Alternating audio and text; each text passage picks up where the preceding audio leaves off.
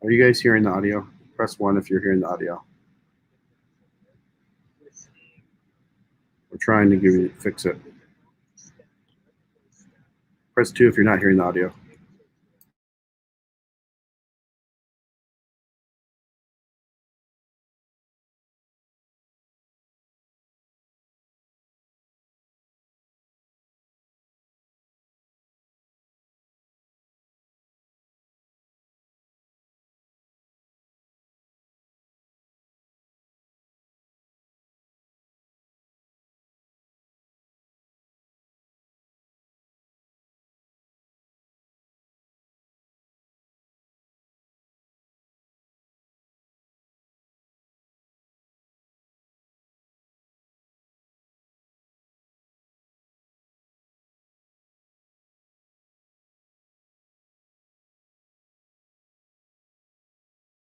So go back to that. Guys, give us like 5 minutes. We're trying something, okay? This was not a planned thing. So sorry. Go back to stop screen and then share screen again.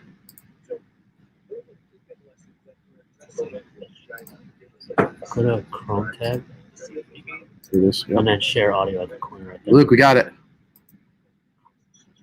There, and I'm proud of you. Frank 1033. I know I'm getting really wonky here. To hopefully put in place a consumer data right. They've had the authority for 10 years. They've studied it very sincerely, very deeply, and it looks like we're going to have something good there. And then right now, today, the Financial Data Exchange, which Yodlee is a founding member, is working on a technical standard for the API. Actually, we've just announced version 4.2 of it, and the redirected authentication flow so that the end user doesn't have to entrust their credentials. Both of these efforts should uplift the state of consumer information data sharing in the U.S. and have learned very much from what's gone on in Australia and the UK. So Brian, I want to build a little bit off of what you were just talking about in terms of the APIs, and David, I think that you could really answer this being in the trenches and, having to have your company adapt. So it sounds like we've talked a lot about, the opportunity is, but, what type of fears do you have? What type of precautions are you taking to ensure that FinGo, will be ready when these regulations do hit? Yeah, so the flip side of open banking is that in order to have, in a lot of ways, kind of the keys to the kingdom be entrusted to folks like Yodlee, is that folks like Yodlee have to put fintechs like us through a much deeper set of technical and security due diligence to ensure that we're up to snuff, so that if you're going to say a Chase and you're saying, yeah, FinGo's good and vouching for us, it has to be up to par. Whereas historically, our industry has been like a lot of tech, and it's been sort of move fast and break things. And it shouldn't be, right? We're talking about folks' personal financial data all across the board. And so our industry, even startups, have to mature a bit. And, Brian and I have chatted a bit about, what can you do to help? You don't want to kill the scrappy bootstrap ability to innovate, but how do you do it in a safe way? So our approach has always been that we take privacy and security as like primo importance from day one. Regardless of what the regulations require, we want to go above and beyond, because we serve institutions and we sell into them that care about that. It's just the right thing to do. But the feedback that I have to other fintech founders is, if you're not putting yourself through that sort of due diligence, infosec, and privacy ringer, do it now. It takes time. It takes some money, but it's not prohibitively expensive. It's not crazy, especially at a smaller scale. Because when you think about infosec, you can think about it the same way that us founders like to think about product. And you can go from like an MVP standpoint, okay, what is the minimum data that I need to access? What is the minimum level of things that I need to open up to the outside world, or internally between my own APIs? And if you take that same scrappy approach, you can be cost effective, but still be properly safe, right? I run into is thinking back now, actually, we talked a little bit, David, you said on your end in terms of adoption. Brian, you've been watching all of this closely, obviously. You just quoted some different regulations that are currently under play. But can you talk a little bit about when do you think it's coming, right? I feel like in the UK, things have progressed obviously further than it has here. Here, I just keep hearing it. I have you on, 3 or 4 open banking panels this month, so it's a really big buzzword. But when do you think these banks are going to force these startups to adapt, the Fingals of the world, just so people kind of have a timeline of when things are really going to, I guess, come into action? So right now today, the open banking movement continues to be fragmented in the U.S. And Canada. Canada has the Canadian regulators have their own initiatives going on right now, very positive initiatives to establish consumer-directed finance, similar to what we're doing here with open banking in the U.S. But it's fragmented. The governance in this fragmented ecosystem is evolving to bilateral agreements, contracts between aggregators like Yodlee and the banks in their role as data providers. And then each aggregator needs to migrate their client base to consume data from this new data access method from the API. And as David shared, part of these bilateral agreements are flow down terms to reach out to through the aggregator to the fintech, because the banks believe they've interpreted and have some positive signals from the regulators that fintechs, just by virtue of having a mutual customer with a bank, is now a fourth party vendor to the bank and subject to the bank's risk oversight. And so this shift is moving us very, very slowly. And we're hopeful that we'll get some clarity out of the CFPB rulemaking next year so that there's less interpretation and more symmetry. But it puts David and other developers in an interesting situation where they're consuming some data via an aggregator, and that aggregator is getting it via API with certain restrictions on the data, on the fields, on the quality of the fields, how it can be used, and then other data from another institution that hasn't shifted. And what does that do to their product and to their customer experience? So we shouldn't be sitting back and waiting for open banking. We need to innovate and serve customers through this transition period, which is a bit circuitous right now. I mean, David, do you feel differently? Yeah, I think you're spot on, Brian. But the question that I get, we spend a lot of time with state and regional bank and credit union associations, right? We sell to a lot of like middle market financial, like regional institutions. And all of them have a lobbying arm, primarily at the state focus, but they all roll up and lobby at the federal level. And, you chat with folks, and there is definitely mixed opinions about whether or not the industry should try to self-regulate completely, but recognize that not everybody's going to jump onto the same, especially the long tail of the market. They're not all going to jump on. And is that the folks that do jump on, is there a problem? Is it like a free rider problem that occurs? Or should we partner as an industry with regulators to push what we want to happen and get it through maybe even faster if regulations are forcing it? And I don't know what the right answer is, but I'm curious, Brian, what do you think? Well, before we go there, guys, I know we would love to dive in. I just got the 5-minute warning. So this is Brian.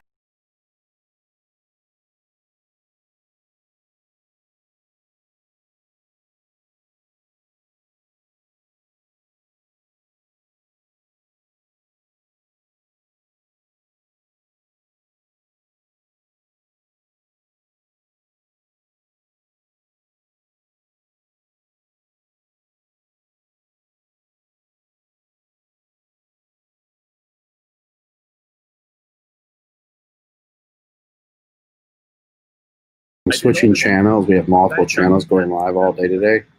If you're not at the boot camp, you should be at the boot camp. I think you mean AAPL for Apple. Or maybe you mean APPL. I'm not sure what that is. Daily Swim Trainer. I'm switching to our boot camp. This is a premium only thing, but I'm just putting it out to you guys for a little bit. Let me know if you can hear the audio still. And maybe you can't. Hold on 1 second. I'll get it corrected for you. 1 second, buddy.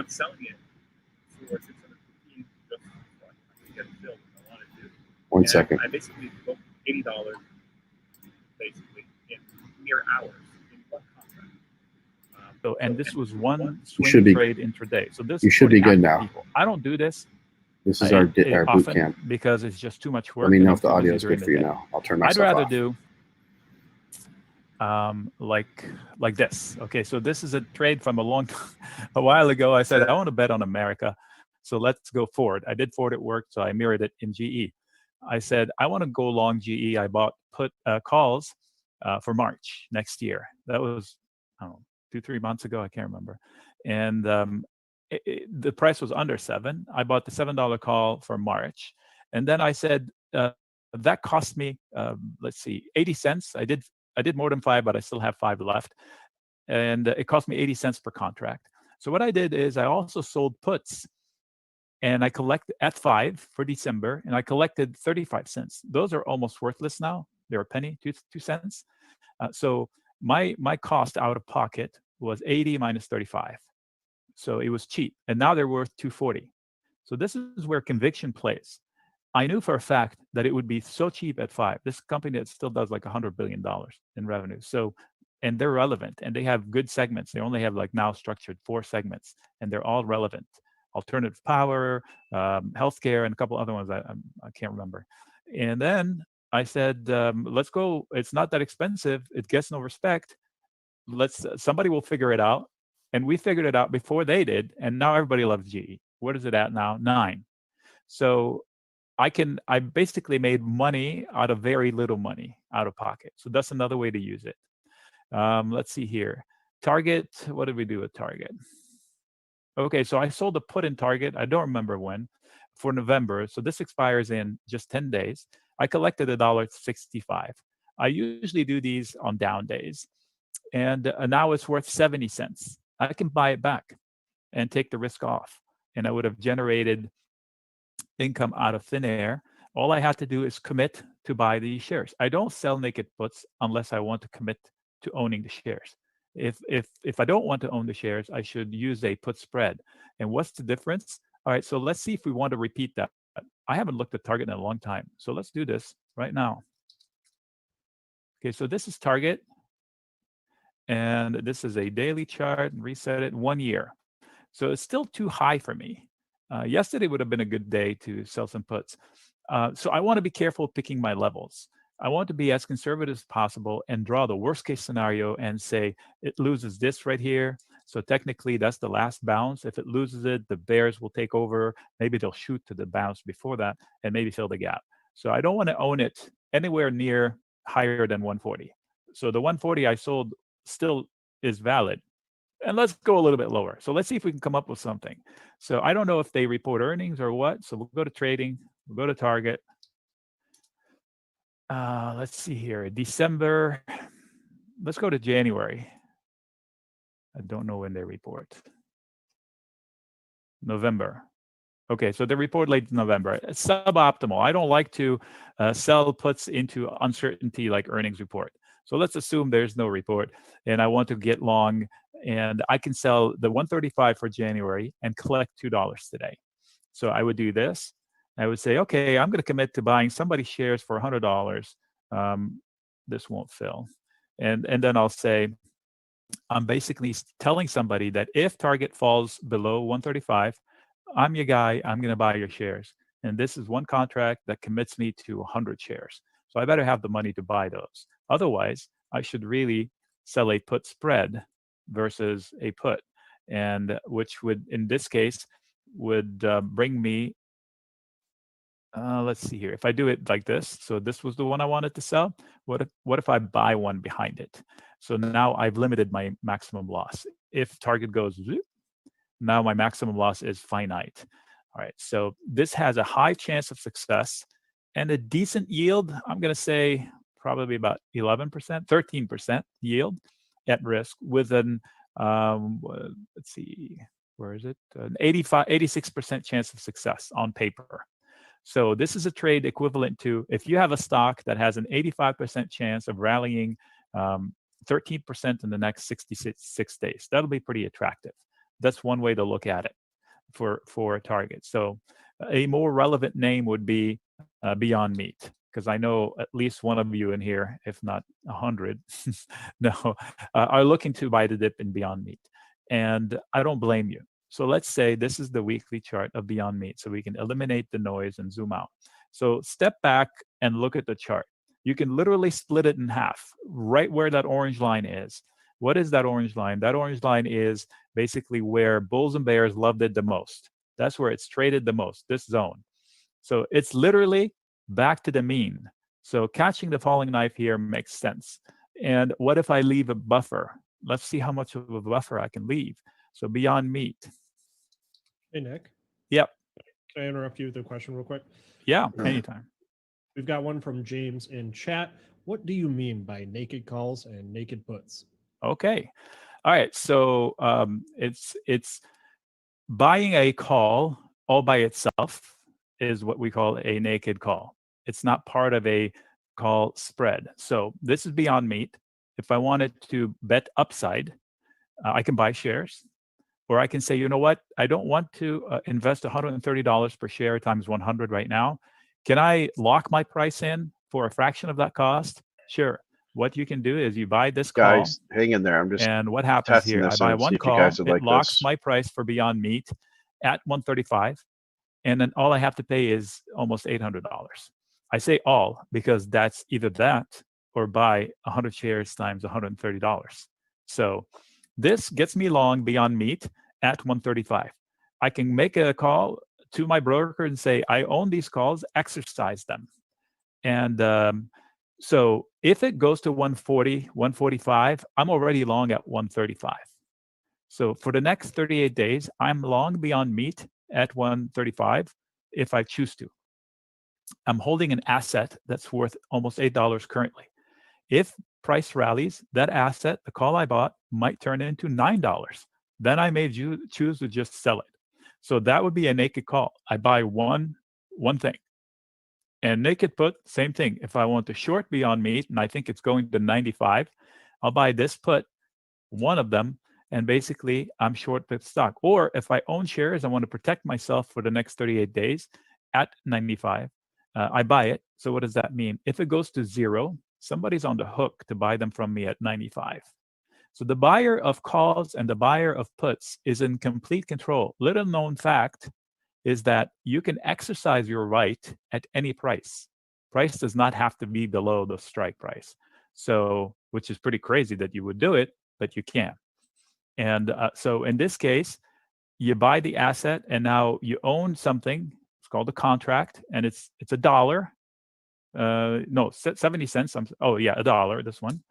And if Beyond Meat falls, that dollar is going to balloon in value. Like, look, the closer it is to current price, look how much inflated these values are. So if I wanted to short Beyond Meat, I would buy a naked put, or if I wanted to be less short because I'm not so sure, I'll buy a put spread. So let's visualize it. This is buying a put naked.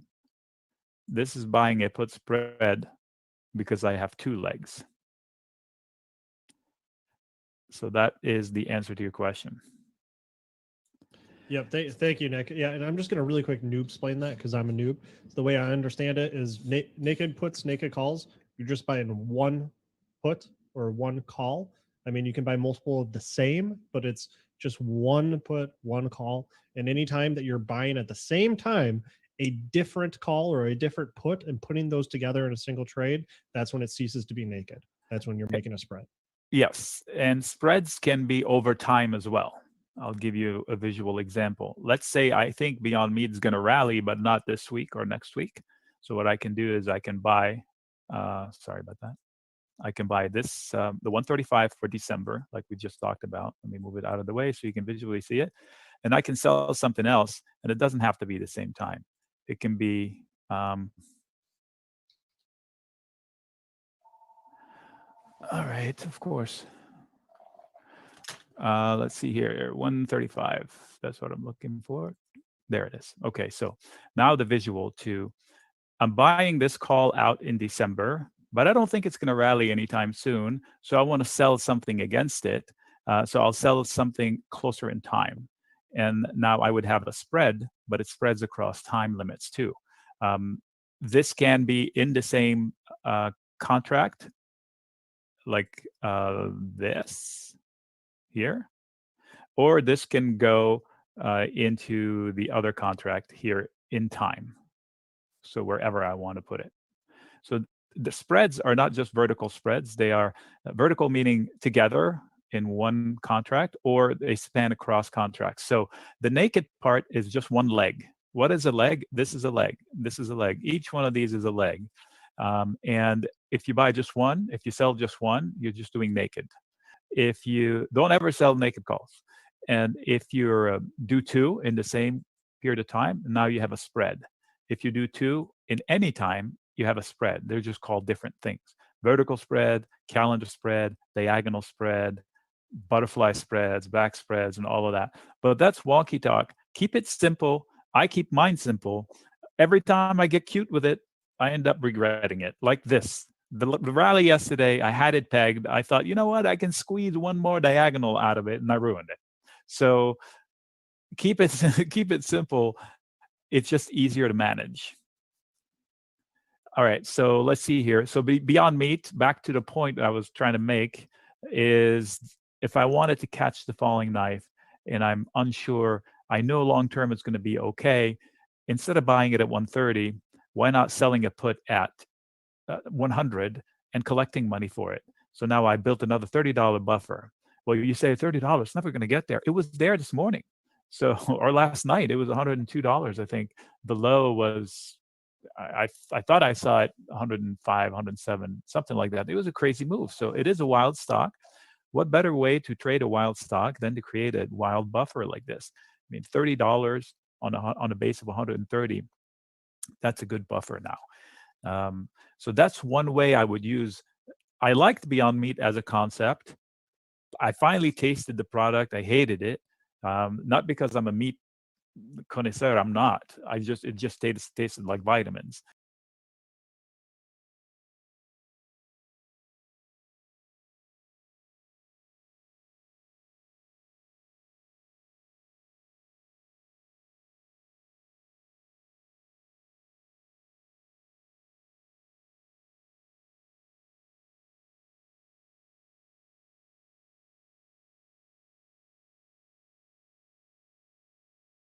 Who kind of wants to throw some thoughts out there. Now, as you mentioned, 1.6 billion people, still, what they call unbanked, focusing on those kind of emerging markets, as you call them, help people understand kind of what the investment landscape currently looks like for financial technology and, where it's going in the next, 12, 18, 36 months, and, maybe even a little bit beyond. So the largest amount of dollars are being invested in infrastructure type of solutions. And to the point that was being made by Max here around wallets or digital cards or virtual cards on mobile phones, the bulk of the investment is still about simply getting an electronic form of payment in the consumer's hands, and then equally getting an electronic form of acceptance on the business side. So whether it's online or even offline with POSs and ePOSs, so points of sale, terminals, and so on. That being said, what we're seeing happening as well is a rapid kind of evolution on top of it. So we're starting to see money going into different types of platforms for savings and creating savings products that sit on top of these digital payment gateways, if you like. A lot of lending solutions, especially on the business side, so invoice factoring, working capital factoring, POS lending, a whole bunch of kind of added value going on top. What's interesting is, and when you think about emerging markets and contrast it to kind of developed markets, is it's a real dance with the regulator. A lot of the regulators are a couple of steps behind catching up on the fintech wave, if you like. And for them, it poses both an opportunity because they understand, obviously, that they want to bring the informal economy into the formal world and make the economy digitized. But it's a challenge for them to protect the national banks and to protect the regional financial institutions against the disruption. Now, when you're living in a liquid market like the US or Europe, banks can go through those turbulences and can be challenged by challenger banks and institutions and still, find ways to kind of overcome those or compete. In emerging markets, there's a real sense of protecting those national institutions that fintechs are up against. So a lot of times they're dealing in a gray zone where they're operating without a license or without a regulation, but in full transparency to the regulator and waiting for the regulation to catch up. I think there's a lot of opportunities for institutions in the US and Europe to also expand into emerging markets with the technologies that they built. But I'll have to say, we haven't seen it yet. TransferWise is probably the only one that I've seen make some moves. But even, PayPal and others have picked certain markets, but they still seem to be shy about getting into emerging markets fully. Yeah, I think another concept I would introduce, which is talked about a lot these days, and it kind of ties two parts of your question together. I think you talked about fintech as well as software, is that concept of embedded finance. And I'm not 100% sure if I completely subscribe to the idea. But the idea is basically that software companies are increasingly embedding fintech products into their offering to generate more revenue, to kind of make customers more sticky and just kind of overall expand their product offering. And for a lot of companies, this makes sense because many or probably all software companies are generating a lot of data of their customers, and often they can use that data to then underwrite loan products, or just basically use that data to offer customized financial products. So that is something that, for example, Shopify is leaning into these days. They're rolling out Shop Pay. Square already started with Square Capital a number of years ago, kind of building that on top of their real-time cash flow that they're seeing on their platform. Other smaller companies such as Lightspeed, which is a software point of sale provider, now also going into payments. So I think that's also an ongoing trend you're seeing in the market right now. Yeah, I'll just quickly add to that. I think what we've seen in the US, and we'll probably see the playbook sort of replicated overseas as well, is the importance of partnerships, especially as you have some more specialized fintech sort of addressing each one of these avenues. I think partnerships is going to be a big avenue for helping some of these deals get done and accelerating the speed of adoption. It's certainly done a lot in the US, but I think especially internationally as well, that'll continue to be at the forefront. Right. I think the COVID-19 pandemic of the last 8 months or so now has, really, I think, propelled a lot of, or has accelerated, a lot of the trends that we were already seeing in the world of financial technology. Restaurants have had to, incorporate, order online and payments onto their websites like never before, and all kinds of other things. To what extent has COVID-19 accelerated these trends, and what do you think that means going forward? Yeah, I can share our perspective, at least in the US. It's no secret that at least in the US, issues of wealth inequality are certainly top of mind right now. But I think there's something more fundamental than that. A lot of places in the US, most people just don't make enough money to sort of live at least relatively comfortably. And that obviously means different things in different cities. But I think what's really come out of the past couple months is the acceleration of all sorts of new and creative ways to help people make more money. That's kind of come in a lot of different ways, shapes, and forms. But I think ultimately what you're going to continue to see is the acceleration of small and nimble companies figuring out exciting ways and building on some of the great infrastructure that's been built over the past decade by sort of what I call the FinTech 2.0 generation, to really continue to deliver value to folks across the country and beyond, who right now are looking around and are certainly cost conscious, but are also really sensitive to the fact that cost of living just it continues to keep going up with no real end in sight. I'll just add a quick data point. One of our payments processor acceptance solutions saw a 1,000% growth over the last 8 months in terms of people moving there. And surprisingly, even though the countries in which they operate, the restrictions have been mostly lifted, we're still seeing that kind of growth rate still holding. I don't think it will be there forever. I think it will taper off very quickly because it's kind of an unsustainable growth on many fronts.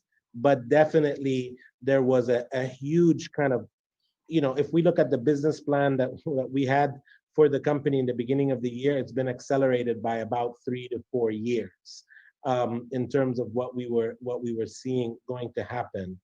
Interesting that you bring up, Aaron, the point around, how you make sure all parts of the society are included in what you're doing. And it's definitely a topical matter, not just in the US, but I think globally, as people look at fintechs and make sure that the accessibility of these solutions are kind of fair and even across different pockets of a society or a consumer base. So we've been looking at a BNPL play, buy now, pay later play, where there's had been a lot of rethinking about exactly how it works and how it provides those facilities, if you like. Yeah, I think from my perspective, for me an interesting question is if we will see kind of first order changes in terms of customer preferences. I think Basil just talked about maybe kind of more second order consequences, kind of the payment processors processing so many more payments. But I think what will be really interesting to see if kind of we're seeing on the direct customer interaction with a merchant, if we're seeing changes there as in our developed countries. So PayPal and other companies are really aggressively pushing out QR codes, and that is a technology that we've normally seen in more developing countries, as Basil kind of talked about, the leapfrogging that you can expect in emerging countries because the financial infrastructure is not there yet. We have that financial infrastructure in the US and in Europe.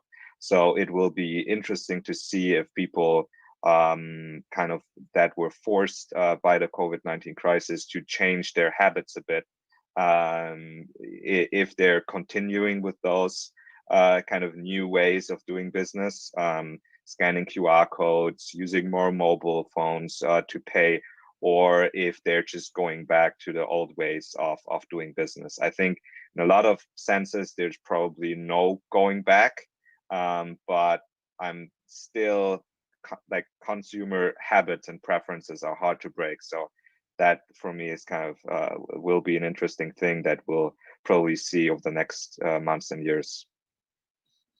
Great.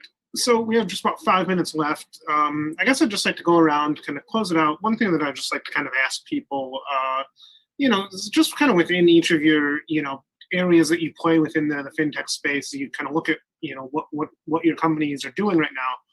What's the thing that's keeping you up most at night right now as you kind of go through this tumultuous era?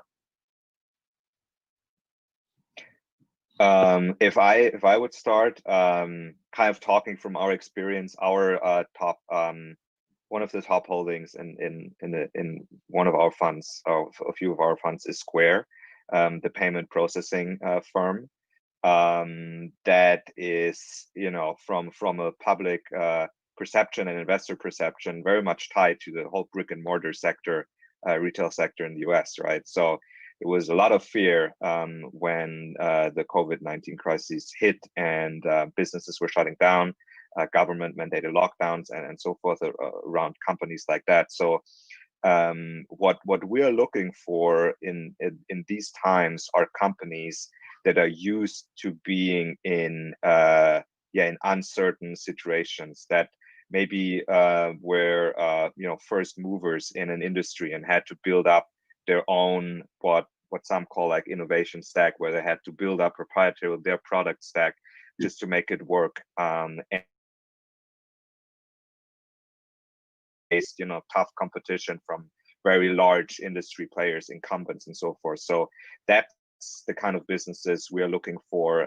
What's kind of, I guess, keeping us up is looking for those businesses and finding businesses where we can have some, not certainty, but think that in the past they've navigated tough times, so they probably possess some capabilities to do that again.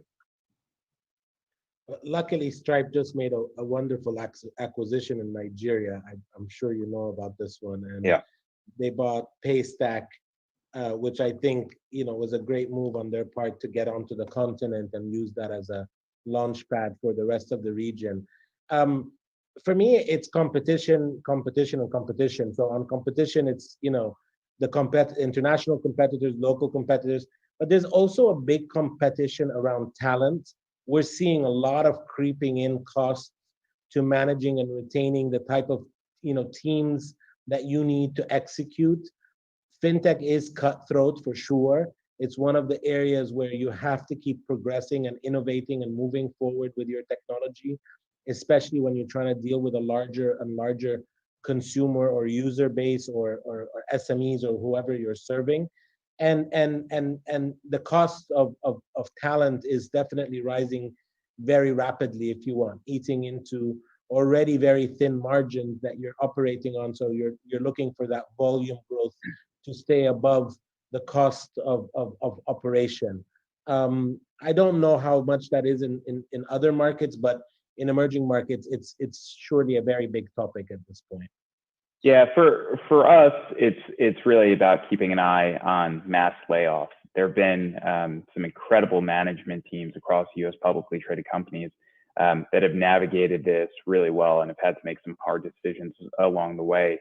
But as we think about kind of what's happening in the U.S., you have plenty of publicly traded companies that are able to benefit from the use of technology, but that also comes with layoffs for folks. And I mean, especially when you look across the country right now, having tens of millions of unemployed people is a tough situation to be in on sort of a lot of levels, and has implications kind of throughout the fintech ecosystem. So one of the things we keep an eye on quite closely is what the velocity of those layoffs look like. And I can say from personal experience, my brother's a pilot, and has the great pleasure of sort of getting a firsthand gauge on business travelers, at least flying the domestic skies. So it's going to continue to be an interesting couple months here, but we're keeping a close eye on really widespread mass layoffs. Great. Well, hey, I really appreciate everyone's expertise on this panel. I think it's been a great discussion, and I hope everyone has a safe and happy rest of the year. Thank you. Thank you. Thank you. Take care.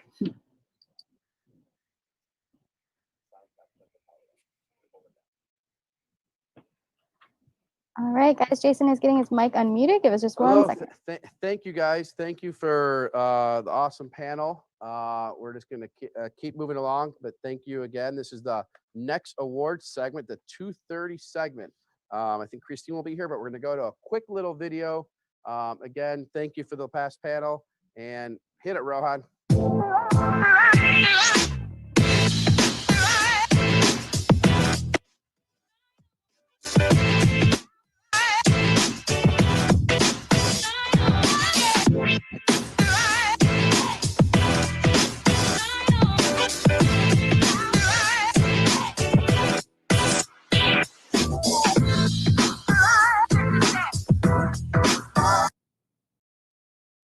All right, thank you. That is our welcome video to the 2:30 session, the Benzinga Fintech Awards. Christine, you are there, right? I'm here. Nice to see you again. Nice to see you. We got a full day. We're doing our 2:30 segment right now, and let's kick it off with the best in digital banking. Here we go. The winner for the best in digital banking at the 2020 BZ Awards is a company that offers a mobile digital wallet for working Americans that helps them meet their everyday financial needs. This app allows employees to receive money, manage cash flow, and spend anywhere, all from their very own smartphone. The winner is Banking Branch.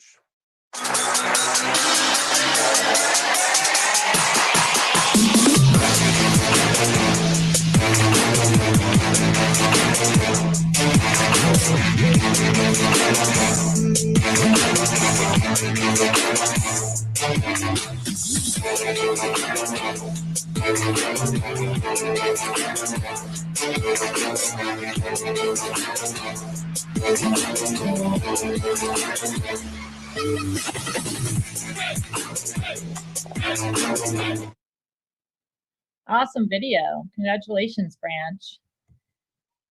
The next award is for Best Financial Literacy Tool. The winner is a company that is a debit card for kids managed by parents with more flexible controls than any other debit card. Greenlight gives parents, I just exposed who it was, but wait a second. Greenlight's a winner, but they also give parents the tools to raise financially smart kids. And that is the winner. Take it away.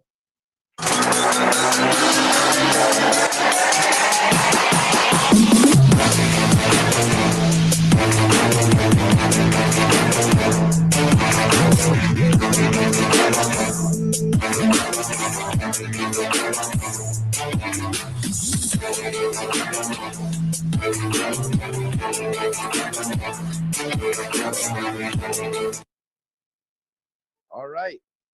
Congratulations, Greenlight. Awesome work. You guys are doing great stuff for kids. I know I have my kids on it and family, so awesome stuff. The next award is for the best financial research company. Now, this one's near and dear to my heart. I used to read this I read this paper as a kid, and now I'm a little older. The winner is the company that carries the mission of helping you make more money in the stock market. They do this by delivering actionable content, tools, and educational resources to help you make you a smarter investor and make smarter trading decisions. And the winner for best financial research company is Investors Business.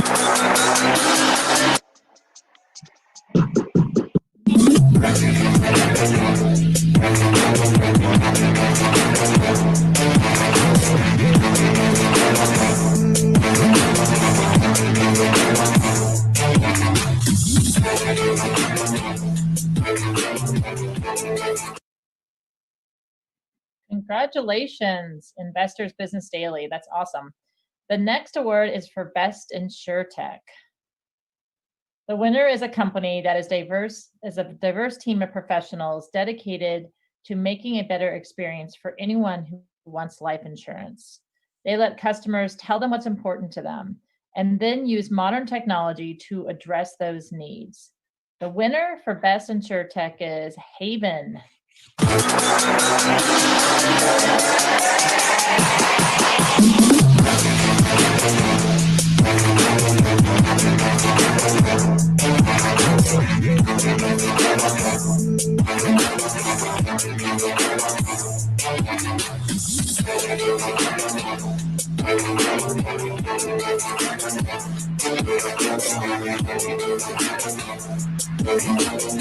Now, so first, congratulations again to Haven Life. It was a really strong category and very tough. But I just want to address me on the judging. This event had the most companies we've ever had who've applied, for these Benzinga Fintech Awards, and they were all really strong companies. In years past, we had companies that just weren't real and a lot of different things, but all these companies were really strong and high quality. And the way the judging works we had judges that specialized in certain sectors, and they put a point system in. There was also a social vote. The social vote was a very small percentage of the all, but all these categories were judged by independent experts, and there was a makeup of a distribution, but it was a very, very, most of these categories are very tight, and it just shows the amount of work that's going in and how these companies work together. One of the things like Yodlee InvestNet, they give you tools, they give you data to integrate brokerage, assets. All these tools make it easier to build these great companies. And so, Yodlee InvestNet maybe, has more years of experience in doing this, but it allows a startup to get started and integrated right away. So I just want to say, like, congrats to all you guys who have been building these companies, because it's hard. It's hard to hire team members. It's hard to get a team to go on the same mission. We have to do that here every day, and it's a challenge. So just congrats. And if you didn't win the final, if you're a list maker, you're a winner. If you didn't win the final award, don't be down, because I mean, you guys are winners who are all the list makers. So keep doing what you're doing. Now on to best investment research tech. The winner is a company that provides unrivaled insights into fundamentals and valuation of private and public companies. They use NLP, ML, AI technologies. They search hundreds of footnotes in SEC filings. They look at all types of data and they come up with their own valuation model, and they provide some research tools as well to go along with that. And this research provider, the best financial research tech, is New Constructs.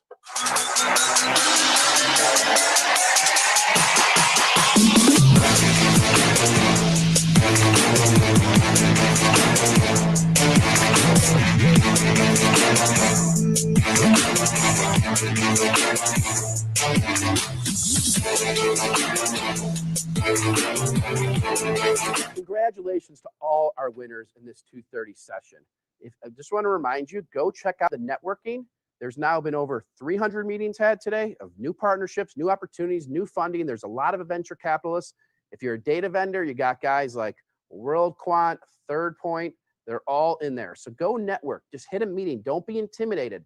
People are there to meet and say hello. Just hit the button and connect. And if they don't get back to you right away, don't be down. It goes till Friday. Again, go to the BZ Awards or go to the Brella and then hit people on the left side. Shelby's here to answer any questions. And if you have any questions on it, it's events@benzinga.com. And if you're not registered for the networking, then all you need to do is go to bzevents.com on the right side, hit companies or investors. Now, and again, congrats to all the winners and all the list makers. You guys are all winners. Now, I'm excited to introduce our moderator, Tanzil, phenomenal writer from Benzinga, great Twitter following, just writes great stuff, a reader all the time. She's going to lead a discussion on empowerment through financial literacy. Tanzil, take it away. Hello. Hello, you there? Hello, can you see me? Yeah, I think they can see you, that you're looking. Yep, they got you. All right, take it away, Tanzil. On mute. So can you hear me now? Yep, we can hear you loud and clear. Cool. So hey, I'm Tanzil. I'm a staff writer at Benzinga. Thank you for joining us this afternoon. So you've all tuned in for the Empowerment Through Financial Literacy panel. I have three amazing, highly accomplished ladies joining me on the panel today. So I'll just introduce them. We have Milana Lewis, who is the co-founder and chief executive officer at STEM. We have Rhiann Horgan, who is the founder and chief executive officer at Silver. And we have Jennifer Barrett, who is the chief education officer at Acorns. So over the years, fintech firms have enjoyed increased funding as the option to invest through apps and digital platforms empowers us to take more control of our finances and business deeds. So we're obviously living in very interesting times with the whole COVID situation. We've seen a huge shift towards the use of apps and digital platforms. So whether it's to invest money, save for a pension, order food or a taxi, or even dating, pretty much everything can be done using apps. So we have quite a diverse panel today. So my first question for the panel is, what demographic are each of your products targeting? So if you could start with Jennifer, Milana, and then Rhiann. Sure. And thanks for having me. I'm so thrilled to be here today. I think a lot of you are probably familiar with our app. Acorns is a financial wellness app. We have about 8.2 million users right now. Some of them are 18 years old, some of them are in their 80s, but we really target up and coming everyday Americans. So those are Americans we define as having income below 100,000. And they tend to be Americans that a lot of financial service legacy players have ignored to some extent. And so we saw this really as an opportunity to make it easier for every American to save and invest for their future. And that's really been the mission of Acorns, is to democratize investing for everybody. Cool. And Milana? Hi, I'm Milana. I'm the CEO and co-founder of STEM. We are a vertical SaaS tool for musicians and people in the music business. We do digital content delivery to Apple, Spotify, Amazon, etc. And we also do the royalty accounting and the payments process from there.